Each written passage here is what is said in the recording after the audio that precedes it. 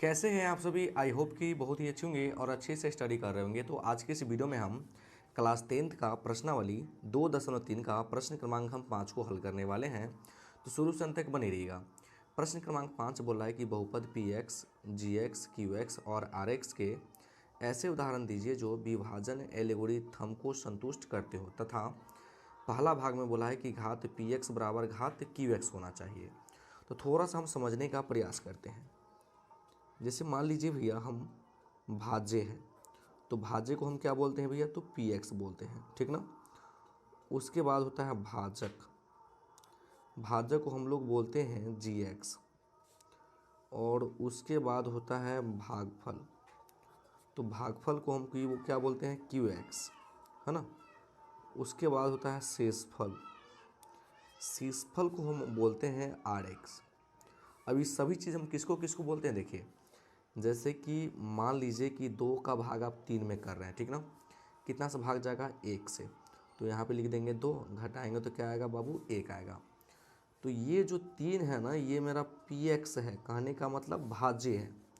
ये जो 1 से जो भाग गया है इसको हम बोलते हैं क्यू एक्स। और ये 2 जो है बाबू, ये मेरा है क्या है, तो ये मेरा जो है बाबू जी एक्स है, ठीक ना। और नीचे जो घट के आया है ये मेरा आर एक्स है, ठीक ना।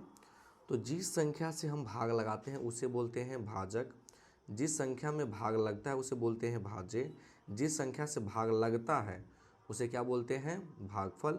और जो नीचे घट के आता है तो उसे क्या बोलते हैं बाबू, शेषफल बोलते हैं, है ना। तो हमको पहला क्वेश्चन में बोला गया है कि घात पी एक्स बराबर घात क्यू एक्स होना चाहिए। तो आपको 2 चीज़ हमेशा मानना है, एक चीज़ पी एक्स जिसमें हमको भाग करना है, और एक चीज़ जिसे हम भाग करते हैं जी एक्स। ये 2 बहुपद आपको ऐसे मानना है जिसका घात पी एक्स बराबर घात क्यू एक्स होना चाहिए। तो चलिए हम पहला प्रश्न को हम हल करने का प्रयास करते हैं। तो पहला क्वेश्चन देखिए, बोला है कि घात जो है ना बाबू, आपका पी एक्स का जो घात होगा वो क्यू एक्स कहने का मतलब क्यू एक्स के घात के बराबर होना चाहिए। माने भाज्य का घात भागफल के घात के बराबर होना चाहिए। तो आपको मान लेना है, हम मान लेंगे कि माना कि पी एक्स जो बहुपद है मेरा, हम मान लिए कि 3x², और जी एक्स जो मेरा बहुपद है हम मान लिए बाबू कि 3 है ना। ये 2 चीज़ हम अपना मन से माने हैं और आपको भी मन से मान कर ही बनाना है। तो जी एक्स 3 है, तो 3 से हम भाग कर देंगे बाबू 3x² में, ठीक ना। अगर 3 से तीन में कौन सी संख्या से गुना किया जाए कि 3x² आएगा, तो आप बोलिएगा सर x² से कर दीजिए। तो x² से गुना इसमें करेंगे तो आ जाएगा 3x²। अब ये प्लस का तो क्या आएगा बाबू, कट जाएगा तो 0 बचेगा, है ना।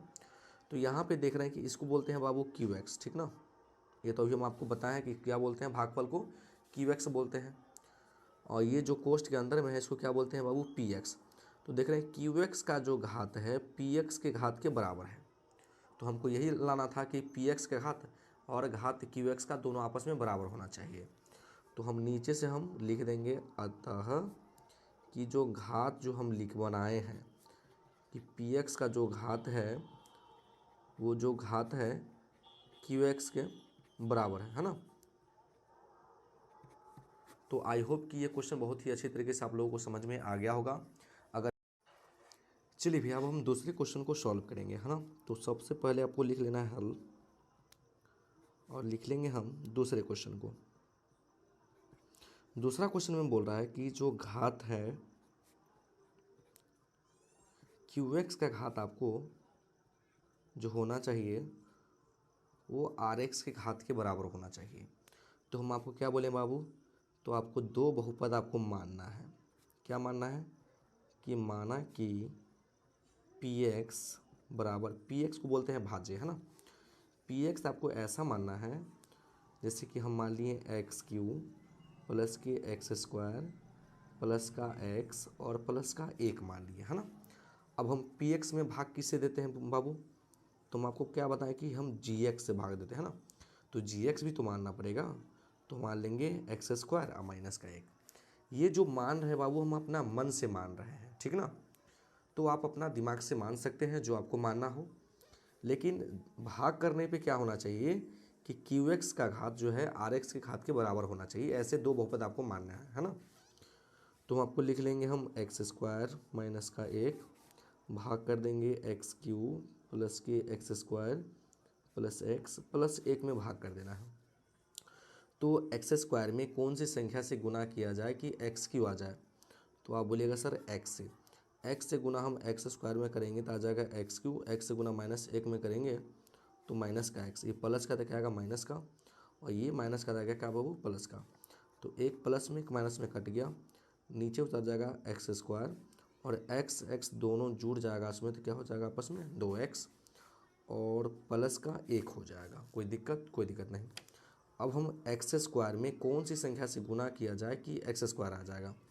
तो आप बोलिएगा सर एक से, एक का गुना हम एक्स स्क्वायर में करेंगे तो आ जाएगा एक्स स्क्वायर, फिर एक का गुना एक में करेंगे तो आ जाएगा माइनस का एक, ठीक ना। चलिए ये प्लस में तो क्या आ जाएगा माइनस में, तो ये आपस में कट गया, नीचे क्या उतर गया बाबू 2x, अब ये माइनस का था क्या आएगा प्लस में, ये दोनों आपस में जुड़ जाएंगे तो प्लस का 2। तो आप जांच लीजिए कि QX का जो घात है, ये जो QX है और RX, तो इसको बोलते हैं बाबू हम QX, ठीक ना, और नीचे वाला को बोलते हैं RX। अब घात देखिए, इसका घात 1 है तो इसका भी घात 1 है। देख रहे हैं कि QX का घात RX के घात के बराबर है ना। तो हम कह सकते हैं कि अतः घात QX के घात के बराबर है RX के घात के, है ना। अतः कह सकते हैं ये विभाजन एल्गोरिथम को संतुष्ट करेगा, है ना। आप जांच भी सकते हैं, लेकिन ऐसे भी बनाइएगा तो ये चलेगा, ये ऑब्जेक्टिव का क्वेश्चन है। अब हम चलिए तीसरे भाग को सॉल्व करते हैं। देखिए बाबू, तीसरा भाग में जो आपको बोल रहा है, सॉरी ये तीसरा भाग होगा, है ना। तीसरा भाग में जो बोल रहा है, कह रहा है यहाँ पे कि जो घात है, घात RX का घात क्या होना चाहिए बाबू 0, माने शेषफल क्या घात, सो शेषफल क्या होना चाहिए 0 होना चाहिए। तो आपको दो बहुपद ऐसा मानना है, हम मान लेंगे कि माना कि आपको एक बार PX मान लेना है बहुपद, ठीक ना। तो हम इसको भी मान लेंगे एक्स क्यू प्लस के एक्स स्क्वायर माइनस का एक्स और प्लस का 2 हम मान लिए, PX ये मान लिए, जिससे फिर हम भाग करते हैं PX में, उसको भी तो मानना पड़ेगा। इसको मान लेंगे सेम एक्स स्क्वायर माइनस का 1 मान लेंगे, कोई दिक्कत नहीं। अब हम GX से भाग करेंगे PX में, ठीक ना। तो चलिए हम भाग कर देते हैं, लिखेंगे एक्स क्यू प्लस के x square minus x plus का 2। अब एक्स स्क्वायर में कौन सी संख्या से गुना किया जाए कि एक्स क्यू आएगा? तो आप बोलिएगा सर एक्स से, तो एक्स का गुना इसमें करेंगे तो आ जाएगा एक्स क्यू, फिर एक्स का गुना माइनस 1 में करेंगे तो आ जाएगा माइनस का एक्स। कोई दिक्कत नहीं।